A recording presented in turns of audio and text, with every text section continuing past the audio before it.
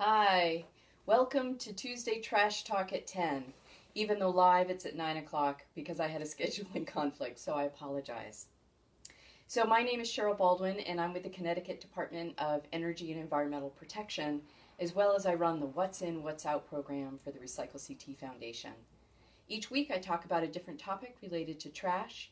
Today we're going to be talking about packaging, specifically deliveries to our door that we want, but we're not sure if the packaging is in or out. If you have a topic you want me to cover in the future, by all means, add it to the comments section and I will get to it in the coming weeks. So, last week we talked about padded envelopes. This is part 2. Food, when we get food delivered. So first off, I know that if we are getting groceries delivered to our home, they often come in cardboard boxes or paper bags. These, of course, are all acceptable. Paper bags are good. If you note, these handles are also paper, so these are acceptable. If they were cord, I would want you to cut them off or rip them out or just put the whole thing in the trash. We don't want cords in there. Those are tanglers. So paper bags, of course, are acceptable. Cardboard boxes that you might get. Okay, this was for a book, it wasn't for food, but you get my meaning. Cardboard is acceptable.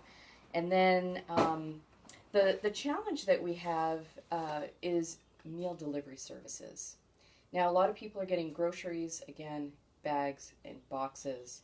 However, folks that are getting food delivered, meaning meals, people who are getting all the ingredients along with instructions on how to cook it.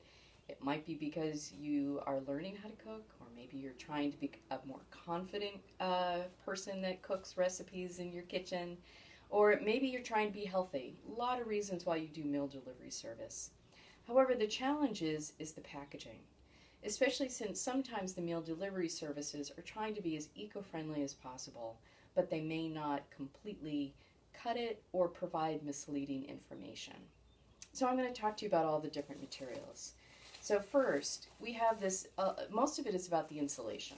So we have this insulation that came, and it says roll the insulation tight, tape it using this sticker, and then put it in your recycling bin. If I had the ability to give you a big X right now that was red, I would say, because this is not acceptable in the Connecticut Mixed Recycling Program.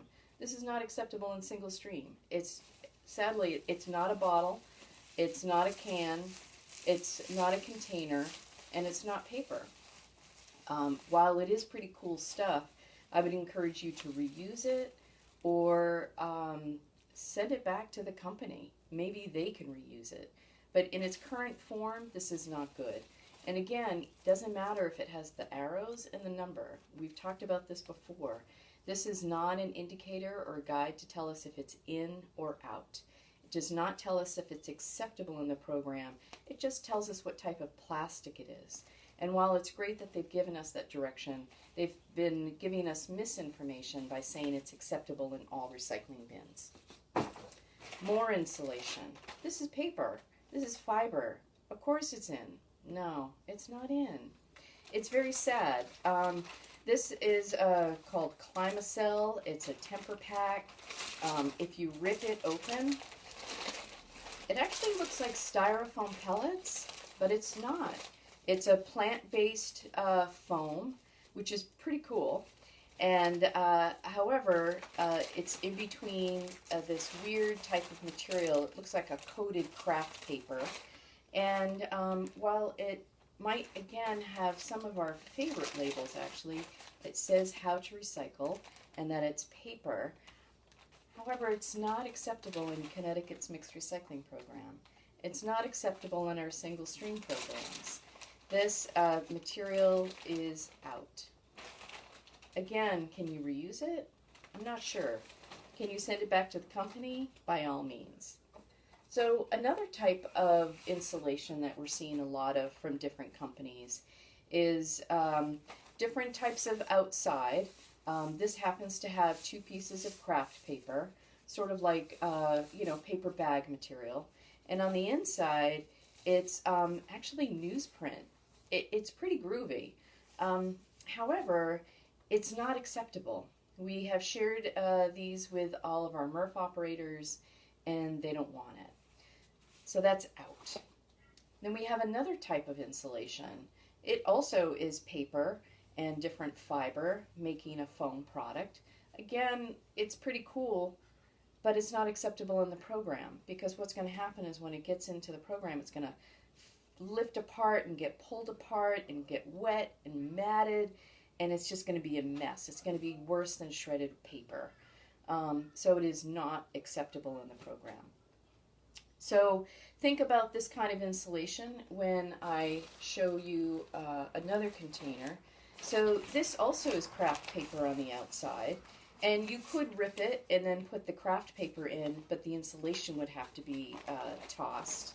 So that's a possibility, but it tells you to recycle the whole thing, and I'm sorry to say it is all out.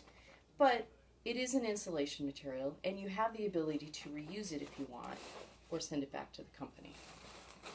So this is another type of insulation. This comes in plastic bag, and again, if you ripped this all open and pulled the insulation out, this particular plastic bag is just like plastic film. It is the same as where we bring our grocery bags, which is where we bring it back to participating retailers, because it's what? It's plastic film. So this you could do, but you wouldn't be able to use it as insulation anymore. However, this insulation is also pretty hip. This is made out of denim. And so kudos to all the companies that are creating really interesting insulation. However, it's not completely completing the loop.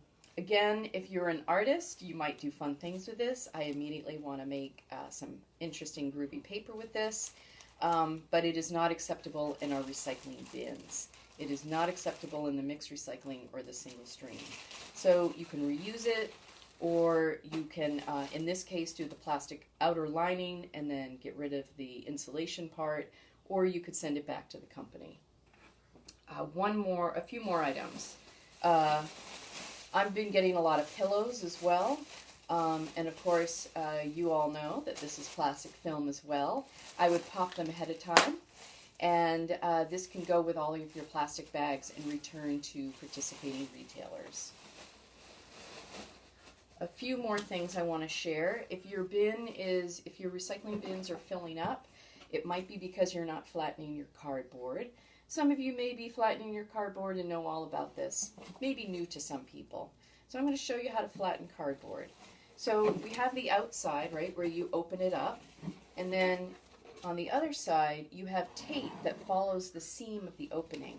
And so you would just want to go along, I'm going to be a little bit safer here, and you go along and you cut through the tape, and then you could cut through the whole thing, but I usually, once I have a little bit, I pull it open,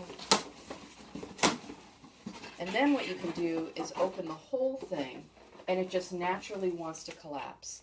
This is a flattened cardboard, and this can fit in my bin a lot easier. A few more items. I do not have any samples of these last two, but I want to make sure that I talk about them. Some meal delivery services come with compostable bags. They individually wrap the fruits or the vegetables that you may get, and they come in compostable or biodegradable bags. You should know that this is not film. Compostable bags are not acceptable in the plastic film recycling program. Biodegradable bags are not acceptable as plastic film because they're not plastic. They're not the type of plastic that we're looking for in that program. So, what are your options for biodegradable bags? Well, you could use them again. You could compost them with a commercial composting company, which many of us don't have access to. The anaerobic digestion companies really don't want them. And you could experiment. I know I've tried it. Experiment and see if they can break down in your home composting system if you are an active home composter.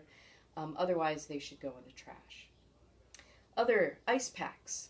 I don't have a sample of an ice pack. I've been reading up on the different types of ice packs that meal delivery services provide. And often, of course, they are completely reusable, which is great. You can use them as an ice pack yourself. If you have too many of them, though, then what? Some companies are actually suggesting you cut it open and empty out the insides because it's 98% water, and then recycle the outer edge as plastic film. Well, I don't know. They don't give me the exact chemicals that are in that. However, when you read the fine print, they actually say don't put it down into your drain because the chemical could cause problems with your plumbing. They recommend you put it in your garden. So I don't know if that's safe. Again, you need to research a little bit more.